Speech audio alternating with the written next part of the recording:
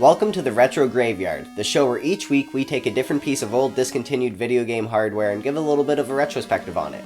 And for our first episode, we're going to be talking about the Gameboy Micro.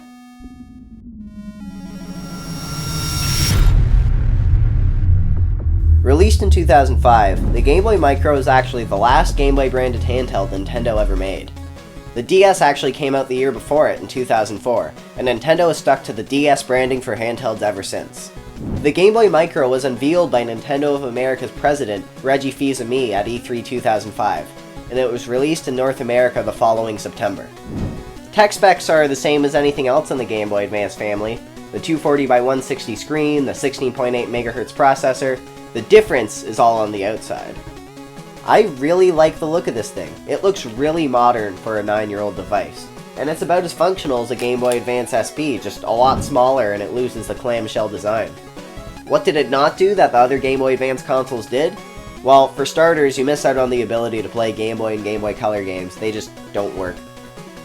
It also has a completely different link port on the top, which means that you're not going to be able to use that wireless adapter that came with Pokemon, or worm lights, or link cables, or anything like that.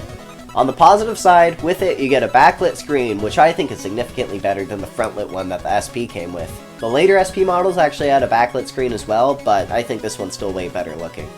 This thing also has interchangeable faceplates. Like, this thing just comes right off, and they sold different designs and stuff, which is a pretty weird thing for Nintendo.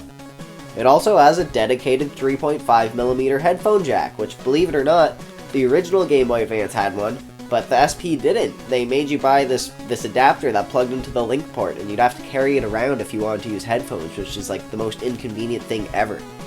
As cool as the design and size seem at first, the more I use it, the more apparent it becomes that it is just too small to be considered usable for long periods of time. Maybe it's just me, but although it's sharp, the screen is very tiny, and my hands seem to get cramped after playing for a while. So although it is a neat device, I wouldn't recommend it as your only Game Boy Advance console if you're like seriously going to play through a Final Fantasy game or something on it. But it is a perfectly functional Game Boy Advance console with looks years ahead of its time. So how'd the Game Boy Micro do sales-wise? Meh. It definitely failed to meet Nintendo's expectations, as it only sold like 2.5 million units. Nintendo's CEO said that the Nintendo DS was probably eating into the Micro sales. Go figure. But that about does it for the Game Boy Micro, so, if you had one of these things, be sure to leave a comment, let me know what you thought of it. Be sure to check out our other videos and subscribe, because there is much more Retro Graveyard to come. Thanks for watching.